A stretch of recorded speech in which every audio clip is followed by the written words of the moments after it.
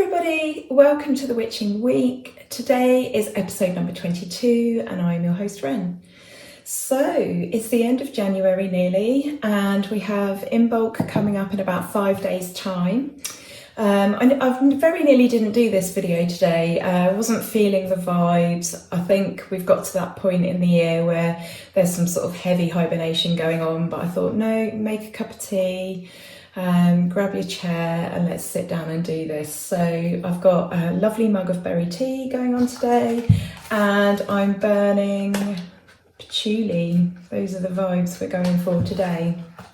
So yeah, it's the end of the month and been a very, very strange month. As I said in the episode before, I don't know, it's been a bit of a roller coaster in many ways. Last week, my husband and I went to the Ketton Wassailing. It was a small village community event and it was really, really lovely. It was so nice. So it started at 4:15. First of all, we watched the Rutland Morris men. They did some dances for us and then we were led into the orchard, which was decorated with lots of tea lights in little jars. They were at the base of trees and they were hung in the trees and it was really, really magical. But it was really, really cold. It was in the middle of that sort of particular cold snap.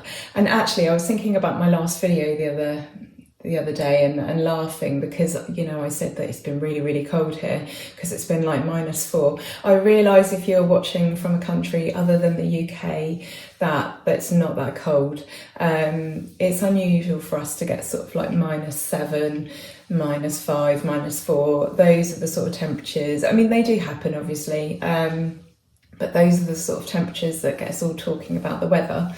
So yeah, I just thought I'd give a little nod to that. I am aware that it's not as cold as some of the countries that you guys are watching from, but it was really, really cold for us. We are not that well prepared, I don't think, for any weather. Considering we get such a sort of a vast array of weather, we're never prepared for it. But we went out, we had a lovely, lovely time at the Wassail. There was singing, there was lots of merrymaking and making a hullabaloo, which is like making a noise with pots and pans and clapping and shouting.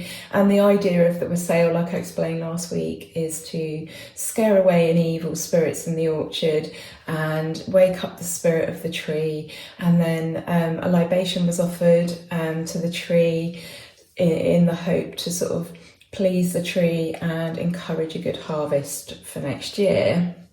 It was really lovely. They got sort of the local children involved. They all got up and hung toast in the tree, which they said on the day was for the robins. But my understanding is it's actually to feed and thank the tree for, you know, the tree's hard work. So this is where the idea that the term to toast comes from. So yeah, that was really lovely. We were down in the community orchard doing that, and then we followed in procession. We followed the Morris dancers up to the little church in Ketton, where they did some more dancing and they did some bell ringing at the end. So all in all, it was about an hour and a quarter. I was starting to struggle with that, standing up for that long, and because it was so cold, I was starting to seize up. So everyone else went off to the pub. It looked very, very busy in there, but my husband and I, we needed to get back. So yeah, lovely, lovely event, really nice. I'm going to make a video about that and about sailing. In the meantime, check out my video on the Stoke-Dry Witch. So for those of you who are interested in folklore or any kind of sort of witch trial stuff, there isn't a great amount known about the Stoke-Dry Witch other than the legend that I tell you about. So if you haven't watched that video already, then check that one out. So yeah, talking about hibernating. Now we're in February, nearly, and this is truly the coldest part of the year in the UK. So there's some talk of a big weather bomb, a big snow bomb coming, but we're yet to sort of hear if that's going to happen. Apparently snow is really, really hard to predict, and there's going to be an event of sudden stratospheric warming, which means I think there will be sort of a warm front meeting a cold front, and whatever the conditions that are needed to create snow, we might get some across the whole of the UK, and that might be falling as much as 2 inches per hour. I think it would be really, really nice if we had some. I know it's a complete pain in the bottom for so many people, and it causes us nothing but disruption in this country, again, because we're not very organised. But I would absolutely love some snow. I think that would just be a sort of a lovely sort of finish to the winter. That said, we are absolutely frozen here in the lodge. Apparently gas and oil prices and stuff are coming down, but unfortunately they're not reflecting that in the price here in the UK, apart from the Isle of Man, until April. So we are continuing to be cold and just have the heating on for a couple of hours each day, but I wouldn't mind some snow. I think that would be absolutely brilliant. So as I find that this is a time of hibernation, I'm taking vitamin D and I think I'm doing much better than I have in previous years. I'm kind of getting the hang of how much I need to take, but I need some that isn't from a bottle, and I've very much been in hibernation mode. I don't know about you guys, but I have been doing some sewing, I have been just conserving my energy, and I've been watching documentaries on YouTube. There's a couple of really, really good channels. I think I've mentioned the Behaviour channel before. That is about body language, not very witchy, but body language and a little bit of psychology, and I've been really enjoying their videos. And the other one I've been watching, the other channel, is Absolute History. So on any topic, on history, all sorts of things, but I particularly enjoyed a video about historical hauntings, and they split the parts up into, I think it was England, Scotland, Wales. I haven't finished that yet. I sort of start these things and then put them down, and then find something else to do, but really, really enjoyed that. So yeah, if you're into history, I watched a really, really documentary on there, a really, really interesting documentary on there about syphilis. That sounds crazy, but it was really interesting. They found a load of coffins when they were creating a car park in Hull. They'd been doing some building work, and they got the archaeological team in to do a survey, and they found the coffined bodies of lots and lots of monks, and it turns out that they all had syphilis. But when they dated the coffins and looked at the bones and did all that, they worked out that they had syphilis about 150 years before they believed that it was brought to this country, or back to this country, by Christopher Columbus. Now, as it turns out, I'm not sure whether to tell you because I don't want to sort of spoil the story, but as it turns out, there was a type of syphilis in this country, but it took them a little bit of investigation to piece this all together. And the sad thing was, we blamed syphilis on the native indigenous people that Christopher Columbus met with, and we blamed them, most likely because it was just convenient, wasn't it? And let's face it, we have a racist history. But the sad thing was, it turns out we did already have it here, and all the diseases that Christopher Columbus took over there, including syphilis, were the undoing of many, many native people. So yeah, that was a very, very sad irony, but it was absolutely fascinating. So if you like history, or you like anything medical or anything like that, go on to Absolute History and find the documentary on syphilis. Sorry, my tummy's rumbling. So yeah, let's have a little chat about Imbolc, also known as St Bridget's Day. It falls halfway between the winter solstice and the spring equinox, and it's one of the 4 Gaelic seasonal festivals. So you've got Beltane, Lunasa, Samhain and Imbolc. And for me, it's very much a time of hope. The light that was promised at the winter solstice, we are seeing it. It's come back. If you think about sort of how the ancients would have felt, thinking about all these things, it's coming back. The light's coming back. And this period in time very much marks the very, very first stirrings of spring. So I've seen some snowdrops up.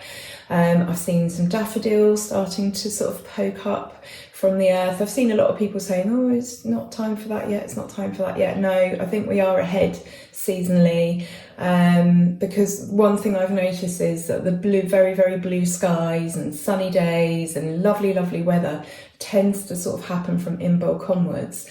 And this January, we've had a lot of sunny weather, a lot of blue skies rather than grey skies. And so, yeah, I definitely think we're still ahead there. It's related to Candlemas and Groundhog Day, and therefore it is very much a day of weather divination. So you may or may not have heard the story of the Cailleach, the divine hag of winter and death, and there is a story about her. So on Imbolc, she goes out and she gathers the firewood for the rest of the winter. So the way the story goes is that if the weather is good on Imbolc, then she has the opportunity to gather loads and loads of firewood, and that means that winter is going to continue for a long time. But if the weather is bad, then she's still in bed asleep and the winter will be over soon. And I think that's lovely. And there's a similar story for Groundhog Day. So it's something like the groundhog comes out of his burrow, and if he can see his shadow, then it means one thing, and then if you can't see his shadow, it means another, but I can never remember which way round they are, and I didn't write that down. So yeah, so really, really beautiful, joyous time. I absolutely love Imbolc. For me, it feels like a little nod to enjoy the last little bit of the winter, because quite often we do have snow in February, sometimes even in March here. And we're more likely to have snow in February than any other month, I think. And so for me, the light's gathering pace, you know, it's on its way, it's going to warm up soon. March can be quite warm, it can be very cold as well, but it's just that little nod to just enjoy winter just while it's here, because it will soon be gone. And the temperature is going to pick up, the temperature in the house is going to pick up, we're going to have those blue skies. And for me, then it's just like a really lovely part of winter that we can enjoy. And also I find that you get the most amazing sunrises and sunsets at this time of year, when we have that very, very crisp cold weather where the sky is clear, there aren't any clouds. You get the most amazing mornings and evenings, and so I really, really enjoy this part of the year because it's nearly behind us. So yeah, fantastic time of year. So ways to celebrate. Obviously it's a good time to clean the altar and to set the altar up. I would say leave the snowdrops if you can in the ground. I have seen pictures of people that have collected them and put them on their altar, and yes, they're seasonal, yes, they're lovely, yes, they're beautiful. But snowdrops are so well, in some places they're really sort of far and few between, and I don't know, I just feel like they're sacred and they should be left in the ground where they're the most beautiful, where everybody can enjoy them. Light some candles. Candle is a symbol of Imbolc. Now's a good time to make corn dollies and Bridget crosses.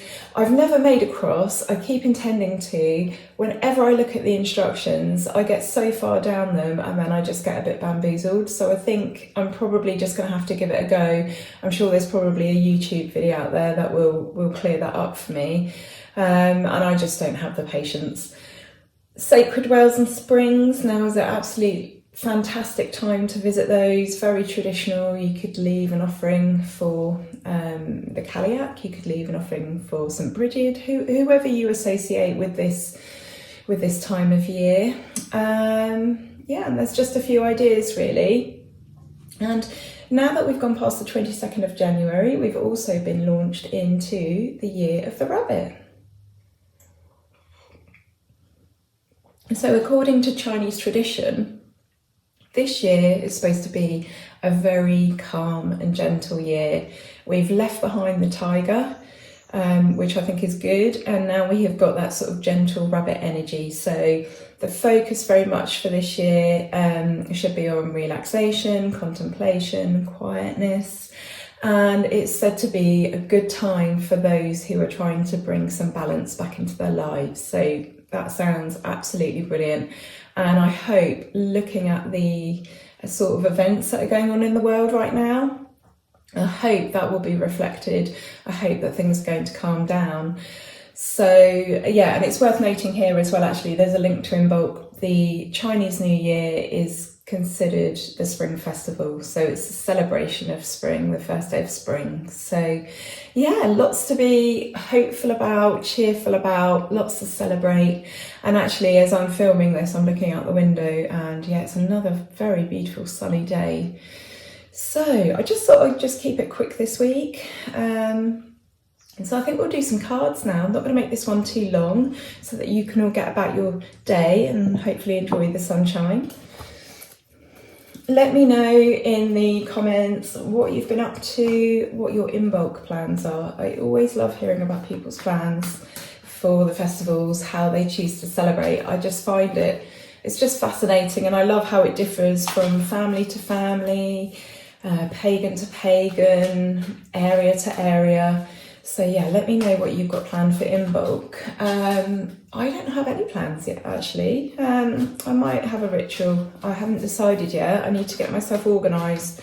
I'm very behind this year.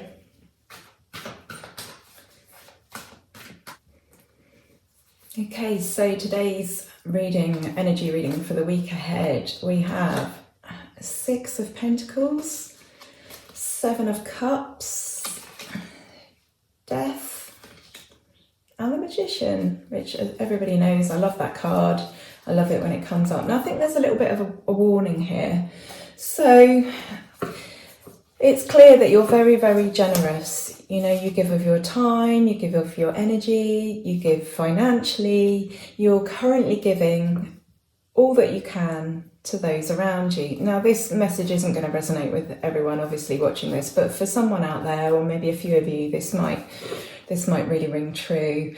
And the warning here really is just be careful. Don't give so much of yourself that you've nothing left for yourself or for other people to continue that giving. And also, just be aware, sometimes things aren't what they seem. Sometimes things are an illusion. Sometimes this illusion has been created. Sometimes these illusions are created to manipulate and use you so that you continue to give of yourself so much. And if you're doing this because you are trying to change things in your life, you've either been given a new beginning or you've created one, and there are new opportunities that are lying ahead for you, and you're anxious and you're scared that if you don't behave this particular way, then they're not going to come by you. The message here is that you don't have to fear that. You have all the tools and skills at your disposal to make the most of this situation. So embrace this new chapter, this new beginning, with open arms. Give it everything you've got. Use all the tools that you've got at your disposal. Continue to be generous. There's nothing wrong with that. That's kindness is what makes the world go round. So continue to give of yourself, but just be aware. Just be aware of what's going on. Don't let your fears worry you and to skew your thinking. And just be aware of those that you're giving to. And just make sure you keep something in reserve for yourself, and everything will be hunky-dory. So that's just my kettle clicking. So yeah, that is the reading for the week ahead. Just a few sort of words of wisdom there, maybe a warning. And yeah, I'm wishing you a really, really lovely week. I hope you all have a wonderful time celebrating Imbolc. Make the most of this glorious weather, wrap up warm, get out for a walk, get some fresh air. It's definitely been a saviour for me in recent weeks. And yeah, I shall see you next week. Don't forget to check out the Stoke Dry video. If you're new to the channel, thanks for being here, and please hit the subscribe button, and I'll be back soon with another video. All right, take care, lots of love for now. Bye.